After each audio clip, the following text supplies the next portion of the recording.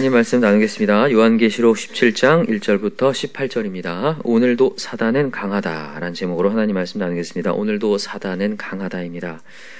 오늘 나오는 이 17장의 메시지는 어제 나오는 16장의 마지막 7번째 대접의 재앙의 메시지를 풀어놓은 거예요. 풀어놓은 거.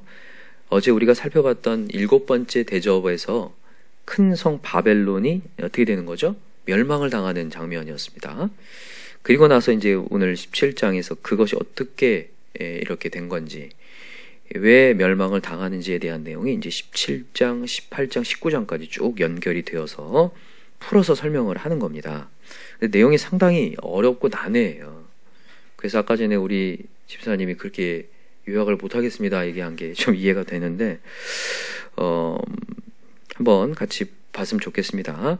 어떤 내용이냐면, 조금 아웃라인을 좀 설명을 하면, 이 바벨론이라고 하는 큰 성, 로마 제국을 얘기하기도 하는데, 이 제국을 또 하나는 음녀라고도 표현을 합니다. 음녀. 왜 음녀일까요? 음행하기 때문에 그렇죠. 이 로마 제국이 저지른 죄악이 두 가지인데, 하나는 음행, 영적인 음행이죠. 하나님을 섬기지 못하도록 만드는 문화였어요. 어떤 사상이 있다고 했죠? 황제 숭배 사상, 그죠? 오늘 우리 인간은 하나님 어떤 존재죠? 절대 의존해야 살 수 있는 존재를 황제에 의존하게끔, 황제를 숭배하게끔 만든 음행한 이 나라였습니다. 그래서 자기만 음행한 게 아니라 속국들, 그죠? 로마 제국이 엄청난 많은 나라들을 지배했는데 그 나라 전체를 다 음행하게 만드는 거였습니다. 엄청난, 이게 선한 영향력입니까? 악한 영향력입니까? 악한 영향력이죠. 자, 그래서 여러분 예수 안 믿으면 저절로 악한 영향력을 미치게 되는 거예요. 이게 보니까. 그래서 예수를 정말 우리 제대로 믿어야 됩니다. 예수를 제대로 믿어야 사람들, 요즘에는 믿지 않는 사람들도 우리 본따서 선한 영향력을 미치겠다는 얘기를 많이 하더라고요. 뭐 비전, 꿈 얘기하면 선한 영향력을 미치고 싶대요. 근데 여러분, 선한 영향력은 다른 게 아닙니다. 예수여야 돼요. 예수 이름만이 구원이라고 하셨기 때문에 예수 이름 외에는 선한 영향력일 수가 없어요. 아무리 사랑이 많고 구제하고 내어줄지라도 그 가운데 예수의 사랑을 전하지 않는다면 모든 것이 nothing이라고 했거든요. 그래서 여러분, 예수가 선한 영향력임을 깨달으시기 바랍니다. 근데 오늘 이제 이 음녀가 첫 번째 이 음행하게 만드는 거였고, 또 하나는 믿는 자들을 핍박한다는 거였어요. 믿는 자들을 핍박. 그러니까 두 가지죠. 믿지 않는 자들을 더욱 음행하게 만드는 것, 믿는 자들을 핍박하여서 죽이는 거였습니다. 그래서 여러분 알겠지만 이 황제들 가운데 아주 극악무도한 황제들이 많이 있었습니다.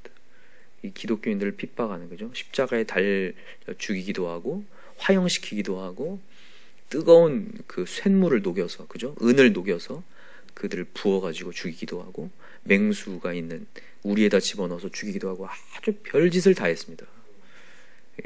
그리고 막 검투사들로부터 죽임당할 수 있도록 그냥 이렇게 경기장에서 얼마나 그 로마 군중들이 막 환호하게끔 만들고, 아주 극악무도한 죄를 많이 저질렀던 제국이 바로 이 로마 제국이거든요.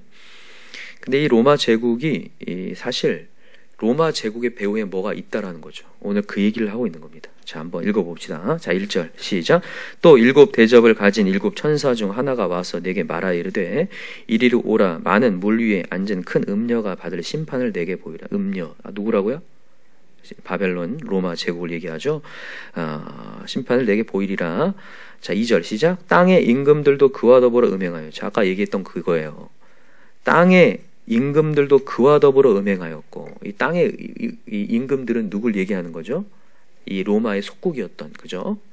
그런 임금들도 더불어 음행하게 만들었다는 거죠.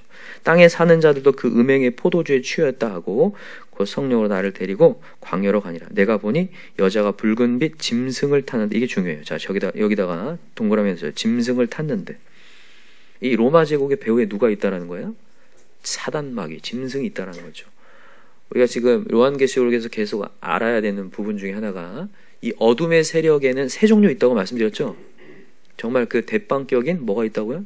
사단, 마귀, 그죠? 옛 뱀, 마귀라고도 하고 사단이라고, 천하를 꿰는 자다.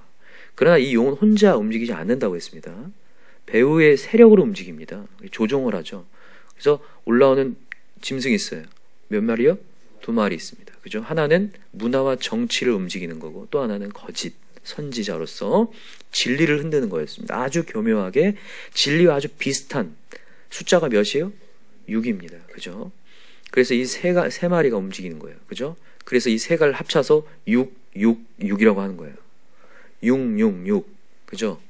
이 666 세 마리죠. 근데 항상 예수를 패러디하고 하나님을 패러디한다고 했어요. 그죠?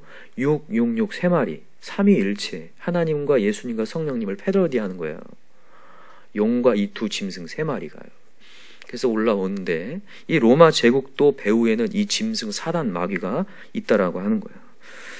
자, 읽어봅시다. 3절 다시 읽을게요. 시작. 곧 성령으로 나를 데리고 광야로가 아니라 내가 보니 여자가 붉은 빛 짐승을 탔는데 그 짐승의 몸에 하나님을 모독하는 이름들이 가득하고 7 머리와 10뿔이 있으며 그 여자는 자주빛과 붉은 빛 옷을 입고 금과 보석과 진주로 꾸미고 손에 금잔을 가졌는데 가증한 물건과 그의 음행에 들어온 것들이 가득하더라. 자, 보면 이게 이 짐승이 이 사단 마귀가 하는 짓이 제가 어제도 얘기했지만 세상을 보여줄 때에 별로인 거 보여주는 게 아니라 아주 화려하게 보여준다고 했죠.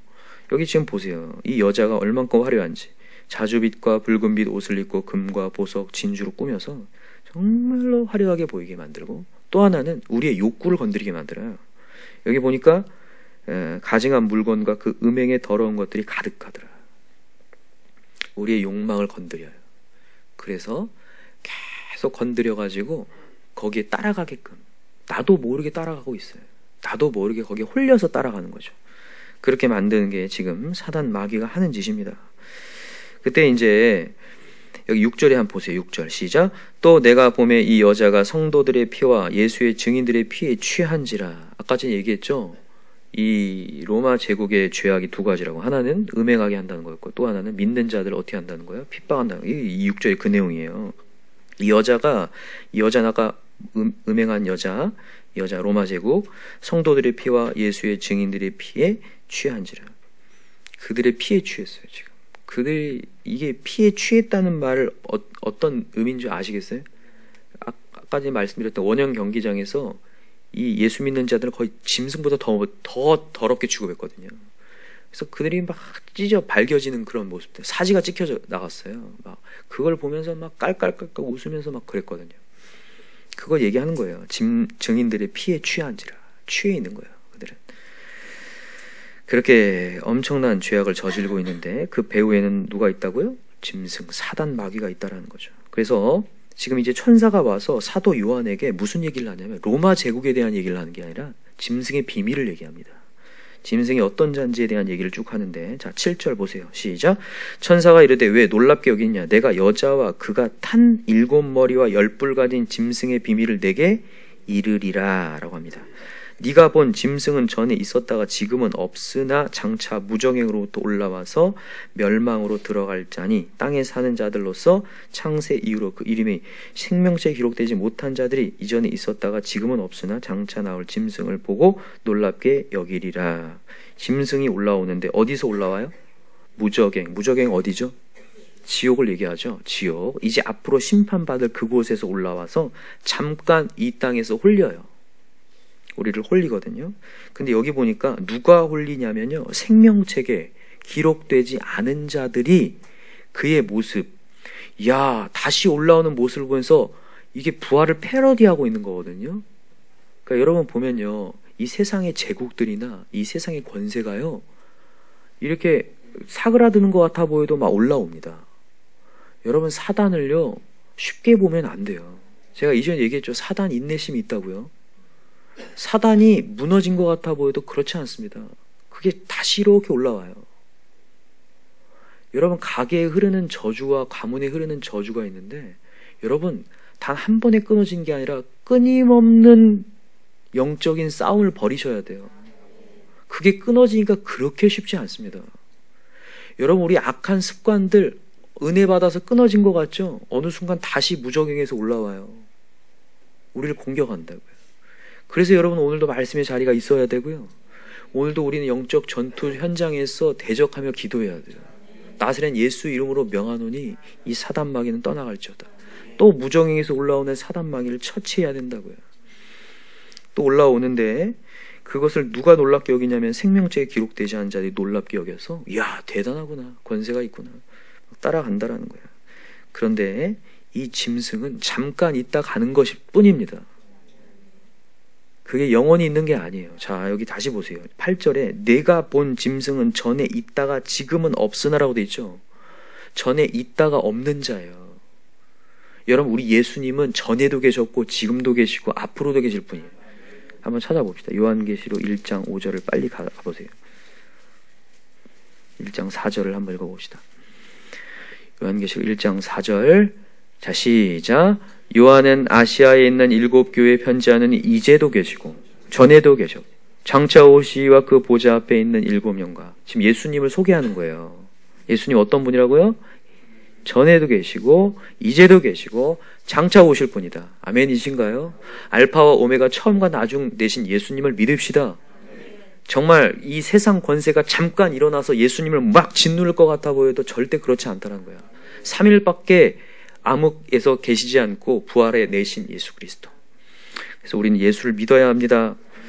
그래서 이 무저갱에서 올라온 이 짐승이 어떻게 생겼냐면 7머리를 갖고 있고 10뿔을 갖고 있어요. 근데 7머리가 뭘 상징하는지를 얘기합니다. 9절. 자, 오늘 본문 돌아오세요. 본문 17장 9절 시작. 지혜 있는 뜻이 여기 있으니 그 7머리는 여자가 앉은 7산이요 또 7왕이라. 5은 망하였고 하나는 있고 하나는 아직 이르지 아니하였으나 이르면 반드시 잠시 동안 머무르리라.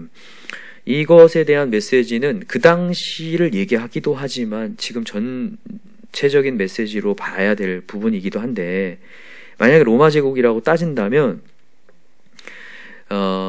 이 기독교 예수를 믿는 자들을 핍박했던 왕들이 있었어요. 근데 이게 황제들이 계속해서 거듭되면서 아주 안 좋게 죽습니다. 그래서 여기 얘기하는 것이 7머리는 권세를 상징해. 7산이요 권세를 상징하는데 5은 이미 끝났고 지금 1명은 있고 다음에 또 하나가 나타날 것이다 라고 지금 예언을 하고 있는 거예요. 이런 박해가 있을 것이다를 지금 얘기합니다. 근데 11절 보세요. 전에 있었다가 지금 없어진 짐승은 8째 왕인 7 중에 속한 자라. 그 가운데 누가 있는 거예요? 지금 사단이 있는 거죠. 그 7의 황제 가운데 사단이 존재하고 있어요. 그리고 나서 이제 자 12절. 네가 보던 10뿔은 열왕이니 아직 나라를 얻지 못하였으나 다만 짐승과 더불어 임금처럼 한동안 권세를 받으리라. 이 10뿔 열왕은 로마 제국이 지배한 나라들 있잖아요. 그죠? 그 중에 하나가 이스라엘이었죠. 근데 로마 제국은 분봉왕을 세웠습니다. 그래서 이스라엘에는 누가 왕이 되죠? 헤롯이 왕이 되잖아요. 그런 것처럼 각 나라에 거기서 왕을 그냥 뽑았단 말이죠. 그들을 10뿔이라고 얘기합니다. 그 10뿔들이 이 짐승과 더불어 한동안 권세를 받는데, 권세를 누리는 거잖아요. 로마 제국의 권세를 누리는데, 자 13절 보세요. 중요한 메시지예요. 13절 시작. 그들이 한 뜻을 가지고 자기의 능력과 권세를 짐승에게 주더라. 짐승에게 주더라. 모든 권세를. 그러니까 이 열왕이든 이 7의 이 머리든 모두 한 곳에 집중을 해요.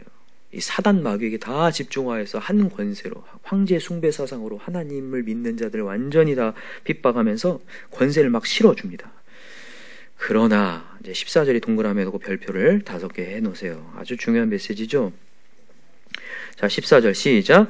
그들이 어린 양과 더불어 싸우려니와 어린 양은 만주의 주시오 만왕의 왕이심으로 그들을 이기실 터이요 또 그와 함께 있는 자들 곧 부르심을 받고 택하심을 받은 진실한 자들도 이기리로다. 또 천사가 내게 말하되 네가 본 바 음녀가 앉아있는 물은 백성과 무리와 열국과 방언들이니라. 아멘. 여러분 어린 양 누구십니까? 예수님과 더불어 싸우려고 하는데 이겨요 못 이겨요? 못 이기죠. 우리 예수 그리스도가 이긴다는 얘기를 하는 거예요. 또 그와 함께 있는 자들도 이긴다. 이야, 이 놀라운 메시지죠. 정말 봐봐요. 13절 다시 볼게요. 그들이 한 뜻을 가지고 연합했다라는 거예요. 이 사단들이 연합을 합니다. 그래서 예수를 공격하지만 이길 수 없다예요. 어제도 우리 갈멜살 전투 우리가 얘기 들었는데 850명의 연합군과 싸우는 거잖아요. 누가요? 엘리야 혼자요. 누가 이깁니까? 엘리야의 배후에 계시는 하나님이 이기죠. 우리 배후에 있는 하나님이 이깁니다. 그래서 봐봐요. 어떻게 이기는지 보세요. 16절 시작. 네가 본 바 이 열불과 짐승은 음녀를 미워하여 망하게 하고 벌거벗게 하고 그의 살을 먹고 불로 살을. 참 되게 웃기죠. 13절에서는 한 뜻을 가지고 연합했다고 되어 있는데 16절에 보니까 이 열불과 짐승이 음녀를 미워하기 시작해요. 음녀가 뭐예요? 로마 제국이잖아요. 갑자기 이 열불과 짐승이 원래는 하나 됐다가 갑자기 서로 분열하기 시작해요. 나중에 로마가 지배하고 있던 그 나라들이 분란을 일으킵니다. 반란을 일으켜가지고 막 다시 한번 이 로마 제국을 이게 위협하기 시작하고 분해되기 시작하거든요. 그러면서 이제 17절 얘기하는 거예요. 시작. 이는 하나님이 자기 뜻대로 할 마음을 그들에게 주사 한 뜻을 이루게 하시고 그들의 나라를 그 짐승에게 주게 하시되 하나님의 말씀 이루기까지 하심이라. 아멘. 그들이 아무리 뜻을 세워도 누구 뜻대로 한다는 거예요? 하나님 뜻대로, 하나님 주권대로 합니다. 이건 바벨탑 사건에서 등장하죠. 연합하려고 그들이 높은 것을 쌓으려고 할 때 하나님이 뭘 흩어버립니까? 언어를 흩어버리는 것처럼.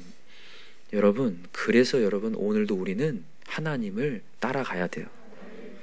여러분, 오늘 말씀의 제목이 오늘도 사단은 강하다. 여러분, 사단이요 잠깐 강합니다. 그러나 오늘 말씀의 제목의 마지막이 물음표예요. 오늘도 사단은 강하다? 아니라는 거죠. 우리 예수가 강하다입니다. 근데 중요한 건 뭔 줄 아세요? 그 복음은요 언제나 인내하는 자가 승리해요. 잠깐 강해지는 그 권세와 세상의 것들 때문에 여러분 예수를 놓지 마십시다. 쓰나미같이 몰려오는 세상의 사상들과 여러분들이 혹시나 나에 보여지는 물질이 내 앞에 뭐가 없다고 위축되지 마시라고요. 난 영원한 하나님이 우리 인생을 책임질 것이다. 이걸 믿고 나아가셨으면 좋겠어요. 그래서 오늘도 복음은 인내하는 거고 구하는 겁니다. 구하고 오늘도 예수님께 구합시다. 아, 하나님 나에게 채워주실 줄 믿습니다. 오늘도 이기게 하실 줄 믿습니다를 구하고 나아갈 때 역사할 줄 믿어요. 여러분, 신앙의 인물 가운데 다윗과 요셉이 있습니다. 공통점이 뭘까요? 인내입니다. 인내. 끝까지 버틴 거예요. 끝까지. 다윗과 요셉의 공통점이에요. 그들은 고난이 있었고 사단 마귀가 어떻게 하면 그들을 그냥 짓누르려고 그냥 안간힘을 쓴 것 같아요. 인생 전체를 보면요. 그러나 끝까지 누굴 바라봤어요? 하나님을 끝까지. 내가 어찌 하나님 앞에서 득죄하리까. 근데 정말 중요한 게 하나 있는데 뭐냐면 다윗과 요셉은요 자기 스스로의 뜻을 세우는 야망이 없었습니다. 야망을 가진 자가 아니라 하나님을 즐거워하는 자였어요. 그가 이런 문제가 있든 저런 상황이든 그런 걸 개의치 않고 항상 하나님과 교제하는 자였다고요. 여러분들이 어떤 문제가 왔을 때만 뭐 하나님 구한다, 굉장히 신앙이 위험해요. 이렇든 저렇든 하나님과 교제하는 것에 대한 즐거움이 있는 자여야 돼요. 그래야 다윗 같은 상황 속에서, 여러 우리에게 굴곡 같은 상황 속에서 하나님을 놓치지 않을 수 있어요. 그래서 오늘도 여러분과 제가 내 뜻과 야망 내려놓고 하나님 즐거워합시다. 그래서 인간의 제일 된 목적이 뭐죠? 하나님 영화롭게 영원토록 그를 즐거워하는 거. 그 영원토록 즐거워하는 자만 이 자리를 견뎌요. 그래서 오늘도 우리 하나님 즐거워합시다. 그리고 하나님은 분명히 이기신다는 마음을 믿고 오늘 나아갈 때 승리의 영광을 우리가 보게 될 줄 믿습니다. 여러분, 사단이 강합니까? 하나님이 강합니까? 하나님 강하시죠? 그 하나님 믿고 나아갈 수 있는 저와 여러분들 간절히 기도합니다. 기도합시다. 사단이 강하다고 하는 메시지, 정말 보면 볼수록 사단이 강하는 것처럼 보입니다. 요한계시록이 쓰여질 당시 더 강했을 것 같아요. 지금도 북한 지하교회에서 기도하고 있는 성도들은 도대체 이 김정은 정권이 도대체 언제 무너지나, 이 권세는 도대체 언제 무너지나. 그러나 무너지는 날이 올 줄 믿습니다. 말씀을 통해서 볼 때 분명히 하나님의 권세가 이긴다 했는데 세상의 제국들이 언제 무너지나 다 무너졌어요. 지금 로마 제국은 없습니다. 마찬가지로 여러분, 우리 삶 속에서 과연 우리 가정에 예수 그리스도의 이름은 언제 임하는 건가? 언제 천국이 임하는 건가? 여러분, 오늘도 인내하며 기도하는 자들에게 그 영광을 누릴 줄 믿습니다. 또 우리 가정에 하나님의 나라가 임하는 역사를 보게 하여 주시고 그것을 정말 목도하는 역사들 일어나게 해달라고, 우리 VIP들 영혼권의 역사들 계속 일어날 수 있게 해달라고 우리 사단마귀를 다 대적하면서 이 시간에 간절한 마음으로 기도하겠습니다. 주여 삼창 부르고 기도합시다.